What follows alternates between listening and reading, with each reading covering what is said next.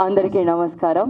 ముందుగా ఈరోజు మన లీగల్లీ వీర్ సినిమా ప్రెస్ మీట్కి వచ్చినటువంటి మన మీడియా మిత్రులందరికీ అలాగే మన టీమ్ మెంబర్స్కి స్వాగతం, సుస్వాగతం. సో మన మలికిరెడ్డి వీరెడ్డి గారు అండ్ ప్రియా గారు హీరోయిన్స్గా అండ్ రవి గోగుల గారు డైరెక్టర్గా 27th డిసెంబర్న థియేటర్స్లోకి రాబోతుంది మన లీగల్లీ వీర్. ఆల్రెడీ ఒక సక్సెస్ఫుల్ అడ్వకేట్గా ఉన్నా కూడా మన తెలుగు ఆడియన్స్కి ఒక మంచి నాలెడ్జ్ ఉన్న ఒక మంచి క్రైమ్ థ్రిల్లర్ కాంటెంట్ అందించాలనే ఉద్దేశంతో ఆయన ప్రొడ్యూసర్గా మారి మన లీగల్లీ వీర్ అనే ఒక అద్భుతమైన సినిమాని మన ముందుకు తీసుకొస్తూ ఆయన వండర్ఫుల్ యాక్టింగ్తో ఈరోజు ఇక్కడికి వచ్చేసారు. మా అడ్వకేట్, మా యాక్టర్, మా ప్రొడ్యూసర్, మా వండర్ఫుల్ హీరో వీర్ గారు. Please welcome on to stage. Media మిత్రులకి నమస్సుమాంజలి. సిల్వర్ కాస్ట్ క్రియేషన్స్ ఆధ్వర్యంలో మొట్టమొదటిగా లీగల్లీ వీర్ అనే సినిమాని తెలుగు ప్రేక్షకులకు అందించేదానికి మేము గర్విస్తూ ఉన్నాం. ఈ సిల్వర్ కాస్ట్ ప్రొడక్షన్స్ అనేది కేవలం ఒక ఆలోచనతో మొదలైంది. కోవిడ్ సమయంలో లీగల్కి సంబంధించి మనము ఒక అవేర్నెస్ క్రియేట్ చేయాలనే సదుద్దేశంతో ఒక ఆలోచన, దాన్ని మొట్టమొదటిగా కొన్ని పాడ్కాస్ట్ల ద్వారా దాన్ని జనంలోకి తీసుకెళ్లాలనే ఆలోచనతో మేము స్టార్ట్ చేశాం. సో కొన్ని ఇనిషియల్గా వీక్లీ విత్ వీర్ అని కొన్ని ఎపిసోడ్స్ చేస్తున్నాం. తర్వాత అది ఈ ప్రాసెస్లో సినిమా వాళ్ళతో కొంత ఇంటరాక్షను, కొంత పరిచయం ఏర్పడిన తర్వాత ఇది ఒక మూవీ ఫామ్లోకి కన్వర్ట్ అవ్వటం జరిగింది. ఇది నేపథ్యం. అంటే బ్యాక్గ్రౌండ్ కోవిడ్, ఇంకా వీర్ తన వ్యక్తిగత అనుభవాలను మీతో చెప్తాడు. So I don't want to disclose, but so I'm just his friend. So like for the past 40 years, so we have been good friends right from our school days, childhood days, and I was there throughout, and so even personally I don't have any అంటే సినీ ఫీల్డ్లో ఇట్లాంటి అంటే సినిమాలే తక్కువ చూస్తాను. But friend చేస్తున్నాడు కాబట్టి ఫ్రెండ్కి ఏదైనా చేయాలి కదా. A friend is one who walks in when the whole world walks out. So that's the only motive behind my association for this movie. And I think, and now it's through the media, we have to take it to the Telugu audience and also in other languages too. So I think the media will act as a bridge. ఒక వారధిలాగా పనిచేసి ఈ సినిమాని జనంలోకి తీసుకెళ్తారనే నమ్మకంతో మీ దగ్గర సెలవు తీసుకుంటాను. Thank you Rammohan గారు. Thank you so much for your lovely words and thank you మా లీగల్లీ వీర్ సినిమాకి హెల్ప్ చేసినందుకు. Thank you so much. Media సోదరులందరికీ నమస్కారం. మా వీర్ గారికి అండ్ రామ్మోహన్ చౌదరి గారికి నా స్పెషల్ థ్యాంక్స్. ఎందుకంటే నిన్న యాక్చువల్గా మొన్న నేను మాట్లాడాను రామ్మోహన్ గారితో. నిన్న సినిమా చూశాను. సినిమా నిన్న ఆఫ్టర్నూన్ చూసిన తర్వాత, సినిమా చూసే ముందు నేను ఒక ఐడియాతో వచ్చా ఇక్కడికి. తర్వాత నిన్న సినిమా చూసిన తర్వాత రామ్మోహన్ గారు ఏమన్నారంటే, సార్ ఎన్ని థియేటర్లు పెడదామండి అన్నారు. పెడదామంటే ఒక 50 అలాగా అని అన్నాను. బట్ ఇవాళ నాకు మా డిస్ట్రిబ్యూటర్స్ దగ్గర నుంచి వచ్చిన రెస్పాన్స్ని బట్టి 70 theatres we are planning to release the movie. అది ఇన్ని సినిమాల మీద కూడా ఈ సినిమాకి మంచి బజ్ వచ్చింది, ట్రైలర్ పంపించి కానీ ఎగ్జిబిటర్స్ దగ్గర నుంచి. So we are planning to release this movie in 70 theatres. Thank you. పాత్రికేయుల మిత్రులకి, మీడియా వారికి అందరికీ నా నమస్కారం అండి. యాక్చువల్లీ ఈ సినిమాలో చేసిన నటీనటులు కానీ అద్భుతంగా యాక్ట్ చేశారు. కథ కూడా మీరు రెగ్యులర్గా ఊహించుకునే కథలా ఉండదు. ఇది చాలా డిఫరెంట్ కథ. అంటే డిఫరెంట్ అంటే థ్రిల్లర్, రెగ్యులర్ జోనర్ లాగా మిమ్మల్ని కథ ఆకట్టుకుంటుంది. కథ మిమ్మల్ని కూర్చోబెడుతుంది ఖచ్చితంగా థియేటర్లలో. థ్రిల్లర్ మూవీస్ ఇష్టపడే వారందరికీ ఒక ఫ్యామిలీ ఎంటర్టైనర్ థ్రిల్లర్ ఇది. ఏదో చిన్న పిల్లలు అందరూ చూడొచ్చు, ఫ్యామిలీతో సమేతంగా చూడొచ్చు, ఫ్యామిలీ అందరూ కూడా ధైర్యంగా చూడొచ్చు. ఈ సినిమాకి పనిచేసిన టెక్నీషియన్స్ విషయానికి వస్తే ఉద్ధవ్ గారు అద్భుతమైన ఎడిటింగ్ చేశారు. కొరియోగ్రాఫర్ ప్రేమ్ రక్షిత్ గారు కానివ్వండి, కళాధర్ మాస్టర్ కానివ్వండి, అద్భుతమైన సాంగ్స్ కంపోజింగ్. ఇంకా లిరిక్ రైటర్స్ విషయానికి వస్తే కాసర్ల శ్యామ్ గారు ఒక లవ్ సాంగ్ అద్భుతమైన సాంగ్ ఇచ్చారు. భరద్వాజ్ గాలి గారు ఒక సాంగ్, అలాగే విరించి గారు, రోల్ రీడా గారు తనే రాశారు, తనే పాడారు కూడా ఈ సినిమాలో. ఈ ఇందాక ఒక ఐటమ్ నెంబర్ మీరు చూడాలనుకున్నారు, అది వీలు కాలేదు, బట్ ఆ సాంగ్ తనే పాడి తనే రాశారు కూడా. ప్రేమ్ రక్షిత్ గారు ఫస్ట్ టైం స్క్రీన్ ప్రజెంటేషన్ ఈ సినిమాలో ఉంది. ఇప్పటి వరకు ప్రేమ్ రక్షిత్ గారు సాంగ్స్ కంపోజ్ చేశారు, బట్ ఫస్ట్ టైం ఈ సినిమాలో విజువల్లో కూడా ఉంటారు ఆయన. అలాగే ఇంకా ఫోటోగ్రఫీ విషయానికి వస్తే జాక్సన్ కానివ్వండి, అనుష్ గోరఖ్ గారు కానివ్వండి, వాళ్ళు ఇచ్చిన విజువల్స్ అద్భుతమైన విజువల్స్. అలాగే ఆర్ట్ డైరెక్టర్ హరివర్మ గారు కానివ్వండి, మిగతా నటీనటులు కానివ్వండి, అద్భుతంగా యాక్ట్ చేశారు ఈ సినిమాలో. ఇంకా పోతే మన వీర్ గారి గురించి ప్రత్యేకించి చెప్పాలంటే, ఆయన సినిమా ఇండస్ట్రీ బ్యాక్డ్రాపే లేదు అసలు. ఆయనకు సినిమా అంటే, యాక్టింగ్ అంటే కూడా ఏదో తెలియదు, బట్ చాలా న్యాచురల్ యాక్టింగ్ ఎక్స్పెక్ట్ చేస్తారు. డ్రామాటిక్ అస్సలు ఉండదు.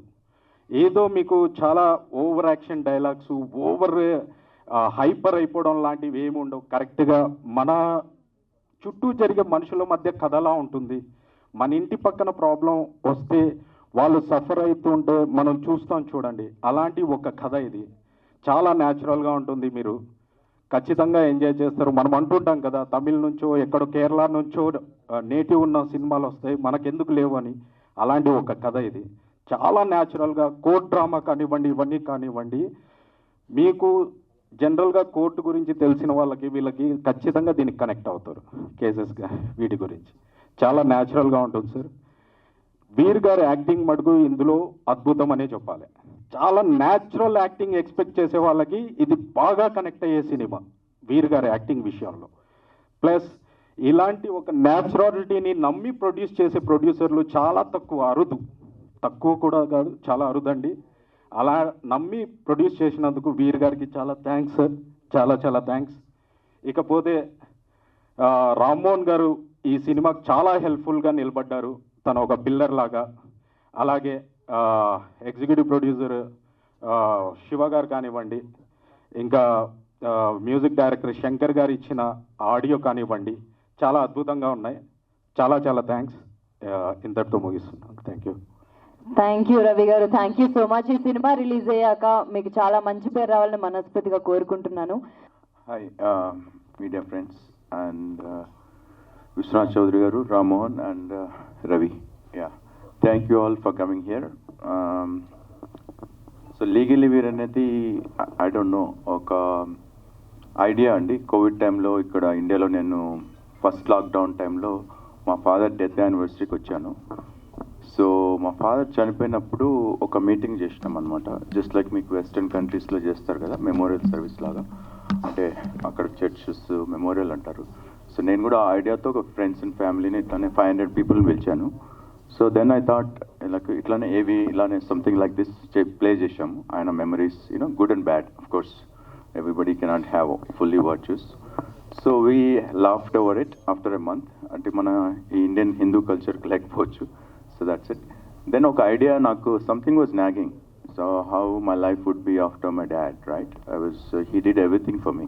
So I come from a very small village background. So after studying with Rammohan 7 years in Sainik School, Korukonda, then 7 years in Delhi University, then he sent me to New York. So he never compromised on whatever I asked for. So what is life without him? Another, it was a question for which I didn't have an answer. So then I thought, నేను బతికినంత రోజులు how do I carry his memory అని. Then we thought like okay, I'll write a book. And then Covid టైంలో ఏం చేస్తాం, ఇండియాలో podcast అని ఇలా ఐడియాస్ ఉన్నాయి. I floated on with those ideas. Then this thing, why don't we do a legal thriller? I don't watch movies. I watch 3 movies in last 5 years, 3-4 years here in India. So then I thought, okay, we'll make the movie. So we started developing the idea. So that's what. So it's tribute to not only my real dad, also my real dad, Dilip Dinesh garu, such a legend. So Ravi అన్నట్టు నాకు acting ఎలా చేయాలో ఆ కెమెరాని చూసి I don't know, ask him, he'll tell you. Shorts కూడా, shootings కూడా అట్లానే వెళ్ళిపోయేటోని. సో ఆయన డైలాగ్ చెప్పేటోడు కాదు, సీన్ ఇచ్చేటోడు కాదు. దట్ యారీ బిగ్ కెమెరా ముందుండి అప్పుడు చెప్పేటోడు, ఇది చెప్పాలి సార్. సో అప్పుడు ఎక్స్ప్లెయిన్ చేసేటోడు context. I don't know how I did it. So Telugu నాది అంత బాగా లేకపోవచ్చు. So you have to excuse me for that. So I'm sure you will not regret watching this. మన తెలుగు ప్రేక్షకులకు పెద్ద మనసు ఉంది. మాలాంటి కొత్త వారికి, ఏ బ్యాక్గ్రౌండ్ లేని వారికి మీరు ప్రోత్సహిస్తారని నా నమ్మకం ఉంది. So I thank all the technical crew, right from Ravi Gogula, director, Shiva Chaitanya, the executive producer, the editor Udva garu, choreographer Anush and Jackson, cinematographer, choreographers Prem Rakshit and Kaladhar Master, and all others. So I'm ready to answer the questions. Please make it a success on 27th. Actually Vishwanath గారికి thanks చెప్పడం మర్చిపోయాను, sorry. But ఆయన ముందుకు వచ్చి డిస్ట్రిబ్యూటర్గా ఈ సినిమాని తను నడిపించడం అన్నది మాకు చాలా హ్యాపీ అనిపించింది. ఈరోజు ఆయన చెప్పిన న్యూస్ వింటుంటే మాకు ఇంకా బూస్టింగ్ లాగా దీనికోసం ఇంకా కష్టపడచ్చు అనిపించింది. So thank you sir, thank you so much Vishwanath garu. వస్తున్న సినిమాల నేపథ్యం ఎక్కువైపోయినాయి మార్కెట్లో. అసలు అది పబ్లిక్ని అలా డైవర్ట్ చేసేసారు. సో ఈ పాయింట్ పబ్లిక్ ఏ రకంగా రీచ్ అవుతున్నారు, కమర్షియల్గా మీకు ఎట్లా రెస్పాండ్ అవుతుంది సినిమా? సార్ ఈ సినిమా వచ్చేసి మామూలుగా థ్రిల్లర్స్ని ఇష్టపడే చాలామందికి ఇది కనెక్టివిటీగా ఉంటుంది. అలాగని ఆ థ్రిల్లర్ అన్నది చాలా న్యాచురాలిటీగా ఉన్నప్పుడు ఆడియన్స్కి మరింత చేరువవుతుంది. ఒక రిచ్ పీపుల్కి ప్రాబ్లం వచ్చిందంటే అది వేరే సంగతి. బట్ మన పక్కింటి వాళ్ళకి ప్రాబ్లం వచ్చినప్పుడు ఎలా ఉంటుంది అన్నది ఈ కథ. ఆ కథని అద్భుతంగా మనం విజువల్ చేసినప్పుడు ఆ విజువల్ మీద మా నమ్మకంతో వాళ్ళకి ఖచ్చితంగా కనెక్ట్ అవుతుందని మా నమ్మకం ఉంది. సో ఈ కథ చూసిన ఎక్స్పీరియన్స్ అయిన వాళ్ళకు కూడా థ్రిల్లర్ని ఆదరించే అభిమానులకి ఇది ఖచ్చితంగా కనెక్ట్ అవుతుంది సార్. అంటే ఇప్పుడు చూసే ప్రతి ఒక్కరికి నా లైఫ్లో కానీ, నా పక్కన కానీ, నా సొసైటీలో కానీ జరిగింది అనుకుంటారా? ఖచ్చితంగా సార్, ఖచ్చితంగా. ఈరోజు మనం చాలా న్యూస్ వింటూనే ఉన్నాం రెగ్యులర్గా. చాలామంది ఈరోజు పేపర్ ఏది తిప్పినా ప్రతిదీ కోర్టు, కేసు, బెయిల్ వీటి మధ్యనే తిరుగుతోంది. సో ఇలాంటి వెర్షన్స్లో ఉన్నప్పుడు ఒక కోర్టు డ్రామా థ్రిల్లర్, ఇది కోర్టు డ్రామా థ్రిల్లర్ ఖచ్చితంగా కనెక్టివ్ అవుతుంది. ఇంకొకటి ఏంటంటే జనాలకి ఇన్ఫర్మేషన్లా ఉంటుంది ఇది. ఇందులో మేము ఏదో కోర్టు వాదనలు, ప్రతివాదనలు ఇలా ఉండవు. వాటితో పాటు సెక్షన్స్, దేనికి ఏంటి అనేది పర్టికులర్ సెక్షన్స్ని మెన్షన్ చేస్తూ వాటి మీద డిస్కషన్ చేస్తూ జనాలకు ఒక అవేర్నెస్లా ఉంటుంది ఈ సినిమా. అది మాత్రం ఖచ్చితంగా ప్రామిస్ చేయగలను. రెడ్డి గారు, కంటిన్యూయింగ్ ద ఆన్సర్, ఇన్ఫర్మేషన్ అన్నారు. It's a case study. So మీరు లా స్కూల్లో చదివితే క్రిమినల్ లాలో కేస్ లా అని ఉంటుంది ఒక బుక్. సో మా టైంలో ఐ థింక్ గుంటూరులో what is that massacre happen, నా ప్రొఫెసర్స్ చెప్పేటోళ్ళు అది 2 ఫ్యాక్టర్స్. ఇది మీరు సినిమా చూసిన తర్వాత maybe we can go to law schools and give this case. It's అదండి. సెక్షన్స్ మారుతూ ఉంటాయి. ఐపీసీ తీసేసాము ఆఫ్టర్ వాట్ ఎవర్ 1860 బ్రిటిష్ వాళ్ళు ఇచ్చిన లాస్ ఇప్పుడు మనం చేసుకున్నాం. ఇది యాక్చువల్లీ నన్ను అడిగితే ఐడియల్గా 1947లో జరగాల్సింది. ఓకే, 1947లోనే ఇండియన్ పీనల్ కూడా మనమే రాసుకోవాల్సింది. కానీ what ever reasons I don't want to go back. So Ravi అన్నట్టు ఈ ప్రొసీజర్, ఒక పోలీస్ స్టేషన్కి వెళ్తే నార్మల్ పర్సన్, రైట్, నా rich people of course they never go, they lawyers. ఏమవుతుంది, మీ ఎక్స్పీరియన్స్ ఏముంటుంది? ఒక కోర్ట్ రూమ్లో డ్రామా, లాయర్స్ ఎలా ట్రీట్ చేస్తారు. సో మనం రోజు ఇప్పుడు స్ట్రీమింగ్ జరుగుతుంది, Telangana high court, what ever, Andhra high court, అందరం చూస్తున్నాం. So there is a responsibility on them, judges also, to behave certain way because people are watching, right? Sorry, I hope I answered. మీ కొత్త question. ఇంకొక విషయం ఏమో, ప్రొఫెషనల్గా మీరు లాయరు. సో మన భారత రాజ్యాంగం ప్రకారం అంబేద్కర్ గారు రాసినప్పుడు ఒక 50 years తర్వాత చేంజెస్ వస్తాయి, ఆ చేంజెస్ తగ్గట్టుగా చట్టం మార్చుకుంటూ రావాలి అన్నారు. సో అవన్నీ జరగలేదు, కొన్ని ఇంకా ప్రాబ్లమ్స్ అలానే ఉన్నాయి అని ఉంది. దీని మీద మీ కామెంట్స్ ఏంటి అసలు? ఐ మీన్ మనం రాసుకుంది 47లో కొత్త కాన్స్టిట్యూషన్ అండి. 50 నేను అనేది క్రిమినల్ లాస్. అండ్ యాక్చువల్లీ మా సినిమా అది క్రిమినల్ కేసు చెప్పాను. మన కాన్స్టిట్యూషన్ చేంజెస్ అనేది it's part of the constitutional process. మనకు ఆల్రెడీ అమెండ్మెంట్ ద్వారా వస్తాయి. సో ఆ ప్రాసెస్ కొద్దిగా వెరీ స్ట్రింజెంట్ ఉంటుంది ఇండియాలో, ఈజీ ఉంటుంది. లైక్ అమెరికన్ కాన్స్టిట్యూషన్లో మీకు ఎంతైనా 240 years తక్కువ ఉన్నాయి. Amendments is a part of that.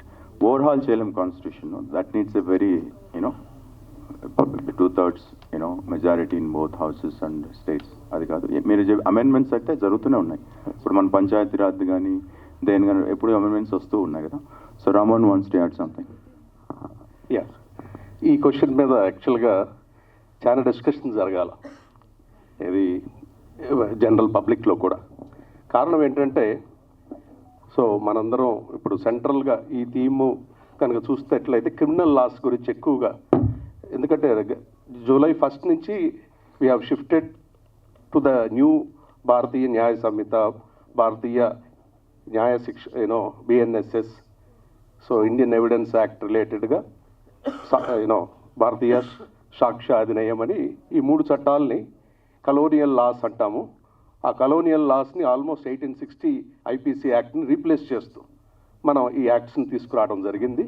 ఈ నేపథ్యంలో మనం, ఎందుకంటే అందరికి కూడా చాలామందికి గతంలో సినిమా చూసుంటే కొన్ని సెక్షన్స్ బాగా నోటెడ్, 302 కానీ 420 కానీ. సో 420 ఎంత అంటే, అరే నువ్వు 420 గడివి అనే పరిస్థితి అంటే బూత్ అయిపోయింది అది. సో దాన్ని ఇప్పుడు కొత్త చట్టంలో కొత్త సెక్షన్ ఏంటి, సో ఇప్పుడు 420 అంటే it's different section all together. So it is replaced with 319, so new BNSలో. ఇట్లా ఈ అవేర్నెస్ అనేది, ignorance of law is not an excuse. So మనం రోడ్డు మీద మనం ఒక వెహికల్ మీద వెళ్తుంటే we have to follow traffic laws. So in fact అంటే one more thing is, so ఇది రైట్ ప్లాట్ఫామ్ కాదు, but that civic sense lacks in the society actually. So it's because there is no proper guidance or awareness given to the students or for different sections of the people. ఈ traffic loss దగ్గర నుంచి ప్రతి చట్టాల గురించి అవగాహన అనేది అది cinema ద్వారా బాగా జనంలోకి తీసుకెళ్ళొచ్చు అనేది నమ్ముతూ మనం ఈ సినిమా చేపట్టడం జరిగింది. సార్ ఇంతకు అడిగినట్టుగా మన constitution is a living document అండి. ఈ లివింగ్ డాక్యుమెంట్ అంటే మన భారత రాజ్యాంగం రాసి ఆల్మోస్ట్ లైక్ 75 years అవుతుంది. సో 106 amendments చేసుకున్నాం. సో అంటే మారుతున్న కాలానికి అనుగుణంగా అమెండ్మెంట్స్ చేసుకుంటున్నాం. చాలా తక్కువ కాన్స్టిట్యూషన్స్ 10-12 సంవత్సరాల నుంచి వివిధ దేశాల్లో అంటే ఓల్డ్ కాన్స్టిట్యూషన్ మళ్ళీ రీవ్యాంప్ చేయాల్సి వచ్చింది. సో కాన్స్టిట్యూషన్ యాజ్ ఇట్ ఈజ్గా మనము దాన్ని మారుతున్న కాలానికి అనుగుణంగా మార్చుకుంటూ అమెండ్మెంట్స్ చేసుకుంటూ వెళ్తున్నామండి. సో యాక్చువల్లీ 420 అంటే మొన్నేలా కదండి, బ్రిటిష్ వాళ్ళు 1857లో కదా, 53 కామన్వెల్త్ అని వింటామా, కామన్వెల్త్ అని గేమ్స్ అక్కడ ఏవే ఉన్నాయి, మన పాకిస్తాన్ పక్కన బంగ్లాదేశ్ ఆడు కూడా 420 ఇదే ఉంటుంది. చీటింగ్ వాళ్ళు మార్చుకోలేదు, ఇంకా మనం మార్చుకున్నాం. సరే, లీగల్లీ వీర్ అని పెట్టారు కదా, ఇది ఇల్లీగల్ వీర్గా అయ్యేట ప్రమాదం ఉంది. తెలుగులో ఎందుకు పెట్టలేదు ఈ టైటిల్? తెలుగులో అంటే మొదటి నుంచి లీగల్లీ వీర్ అన్నది లీగల్, తెలుగులో పెట్టినా మీకు అంత అట్రాక్టివ్గా ఉండదేమో అని ఒక చిన్న అంతే. ఎస్, మనం తెలుగు వాళ్ళము ఇంగ్లీష్ లాంగ్వేజ్ పైన చాలా ఇది ఉందండి, infatuation. NTR, YSR, KCR, rebel star, megastar, ఇప్పుడున్న సినిమాలు కూడా చూద్దాం, acronym RRR, game changer. So why not legally we're? Okay okay, న్యాయం కావాలి సినిమా దగ్గర నుంచి జస్టిస్ చౌదరి ఇలాంటి సినిమాలు, నిన్న కాక మొన్న వచ్చిన పవన్ కళ్యాణ్ గారి సినిమాలో కూడా న్యాయ వ్యవస్థ మీద చూపించారు. వాటికి భిన్నంగా ఈ లీగల్లీ వీర్లో ఏముంటుంది చూపించడానికి మాకు? వాటికి భిన్నంగా అంటే అవి కొంచెం కమర్షియల్ యాక్టివిటీస్తో ఉన్న సినిమాలు సార్. వీటిలో ఏంటంటే మనం ఆ పెద్ద సినిమాల స్కేల్ వేరే ఉంటుంది, వాటి ఇమాజిన్ వేరే ఉంటుంది. బట్ ఏంటంటే ఇక్కడ మీకు కనిపించే ఆర్టిస్టులు ఎవరు ఆర్టిస్టులా కనిపించరు, మన ఇంటి పొరుగు వాళ్ళలాగా, మన ఇంటి పక్కన ఇంట్లో జరిగే ప్రాబ్లమ్ని మనం చూస్తున్నట్టు. సో ఇలాంటివి చూసినప్పుడు ఏంటంటే మనం ఫీల్ అవుతాం, వాళ్ళ కనెక్టివిటీ అవుతాం. కానీ పెద్ద స్టార్స్ అలాంటి సినిమా చేసినప్పుడు ఎంతసేపు మనం స్టార్ని చూస్తాం, బట్ ఇక్కడ ఏంటంటే జనాలకి ఇన్ఫర్మేషన్ దొరుకుతుంది, ఎలా ఫైట్ చేయాలి, ఒకవేళ నా కుటుంబం కోర్టుకు వెళ్తే ఎలా, దానికన్నది ఒక సొల్యూషన్ ప్లస్ ఆ ప్రాబ్లం వీటన్నిటిని చూపిస్తాం మనం. ఇలాంటి వాటికి కనెక్ట్ అయినప్పుడు జనాలకు కూడా ఇన్ఫర్మేషన్గా ఉంటుంది. ఇందులో కమర్షియాలిటీ కన్నా ఎక్కువగా ఇన్ఫర్మేషన్ ఎక్కువగా ఉంటుంది. ఈ ఇన్ఫర్మేషన్ ఖచ్చితంగా జనాలకి కనెక్టివిటీగా ఉంటుంది, అందుకోసమనే తీసాను సార్. మీరు అడిగింది కరెక్టే. జస్టిస్ చౌదరి అవన్నీ super hit films, commercial and melodramatic. మేము తీసుకునేది ఏంటంటే సార్, ఇప్పుడు సపోజ్ ఇక్కడ ఆడియన్స్లో ఎంతమంది పోలీస్ స్టేషన్కి పోలేదంటే చాలామంది ఉంటారు. పోలీస్ స్టేషన్ పోవడం అనేది ఒక ట్యాబు, స్టిగ్మా ఉంది. ఆ పోలీస్ స్టేషన్ పోలీస్ వచ్చారా అన్నట్టు. ఓకే, కోర్టు అంటే ఇంకా నెక్స్ట్ లెవెల్. సో మేము తీసుకున్న ఇంగ్రీడియంట్స్ ఏంటంటే, ఇప్పుడు మనం ఏంటి కేసు ఎలా అవుతుంది మీకు తెలుసు. ఒక కంప్లైంట్ వెళ్ళాలా, దాన్ని పోలీస్ బిలీవ్ చేస్తే ఒక ఎఫ్ఐఆర్ రిజిస్టర్ చేస్తారు. If they believe it makes out a case, crime happened. FIR అయిన తర్వాత ఇన్వెస్టిగేషన్ అవుతుంది, మీకు వారెంట్స్, ఇంకా వాడెవర్ అరెస్ట్లు, all the process you're seeing live, I don't need to tell you. And then charge sheet, trial. So ఇవన్నీ ఒక order ప్రకారం చూపెట్టామండి. మీకు ఫైనల్ వర్డిక్ట్ వస్తుంది క్రిమినల్ ట్రయల్లో. మన దేశంలో అన్ఫార్చునేట్లీ క్రిమినల్ ట్రయల్స్ మీకు రావు. క్రిమినల్ ట్రయల్స్ కాకుండానే మనం అందరూ దే ఆర్ సర్వింగ్. అంటే ప్రజెంట్ రోజుల్లో న్యాయ వ్యవస్థ చాలా ఖరీదు అయిపోయిందండి. ఒక న్యాయం కావాలి అంటే కొన్ని కోట్ల డబ్బు పట్టుకుని రెడీగా ఉండాలి. అలాంటి సామాన్య మానవుడికి న్యాయం దొరికే రోజు వస్తుందంటారా? సార్ అది నేను ఆన్సర్, ఎందుకంటే ఇది అమెరికాలో కూడా big rich people always buy their way to the justice. So మన దేశం ప్రాబ్లమ్ అన్నాను, బట్ ఇక్కడ లీగల్ ఎయిడ్ సెల్స్, డిఫెన్స్ అంతా ఇస్తున్నారు. ప్రోబోనో కేసులు చేస్తారు. రవి అనే ఈ కేసులో కూడా నేను, నా క్యారెక్టర్ ఏంటి, ఒక ప్రోబోనో కేసు తీసుకుంటా. అంటే ఇప్పుడు మన సిఎస్ఆర్ ప్రోగ్రామ్స్ ఉన్నాయి కంపెనీస్కు. అంటే ఏంటి అవి? Big companies, right? ఇప్పుడు మనం nation democracy in terms of only 75 years is nothing compared to other democracies. Veereddy garu, yes sir. మీకు ఇప్పుడు బ్రిటిష్ కాలం నుంచి న్యాయ వ్యవస్థలో న్యాయదేవతకి కళ్ళగంతలు కట్టి ఉంటుంది. న్యాయదేవతకి మన సినిమాలో కూడా చూసాం, ప్రతి సినిమాలో న్యాయదేవతకి కళ్ళకు కట్టే ఉంటుంది, న్యాయం కనిపించదు అనే దాని మీద. ఇప్పుడు రీసెంట్గా భారత ప్రభుత్వం న్యాయదేవతకు గంతలు తీసేసింది, కళ్ళకు గంతలు తీసేసింది. దానిపైన మీరు ఒక అడ్వకేట్గా ఏం చెప్పాలనుకుంటున్నారు? సినిమాలో ఏం చూపించారు? ట్రూ అండి. లైక్ రామ్మోహన్ గారు చెప్పినట్టు మన లాస్ ఎక్కడి నుంచి వచ్చినాయి ఆలోచించారా? 4th centuryలో కోడిఫికేషన్ అయింది లా అనేది, the way we're seeing modern law. Constantine ఒక ఎంపరర్ ఉన్నాడు, Croatian. When he embrace Christianity, ఆ 10 commandments చేశారు. మీరు చెప్పింది అదే. మీరు లేడీ జస్టిస్ అని ఫ్రెంచ్ ఆ స్టాచ్యూ ఇచ్చారు, మీరు చెప్పే స్టాచ్యూ అమెరికన్స్కి. Espouse the cause of liberty and fraternity అన్నట్టు సింబల్, రైట్? సో అది తీసినా తీయకున్నా ఇది ఎప్పుడో 47లో జరగాల్సింది స్టాచ్యూస్ అంటున్నా, రైట్? ఇప్పుడు ఏదో ఉమెన్ పైన చాలా వైలెన్స్ జరుగుతుంటే నిర్భయ అని తీసుకొచ్చి లాస్ పెడుతున్నారు. సో మనం డెమోక్రసీ అంటే మన ఎమ్మెల్యేస్, మన MPs, they should be on the forefront to come with new laws, not follow the British laws, colonial laws, right? ఎందుకు సినిమా అదే కనెక్ట్ చేద్దాం. మీ ఏ లాస్ ఉన్నాయండి స్టాచ్యూట్ ఈ సినిమాకు చెప్పండి? ఏ statute? Whatever we're doing here ఎవరైనా ఆలోచించారా? ఏ statute? The whole cinematography act ఎప్పుడుది? సో ఇవన్నీ రివామ్ చేయాలి. దానికి you should elect good people to draft good laws that are in sync with the times, not something which is there for like 100 years అన్నాడు. నన్ను అడిగితే మీ answer your question, lady జస్టిస్కి కళ్ళు తీసినా కొట్టినా ఇట్స్ ఎ సింబాలిక్ థింగ్.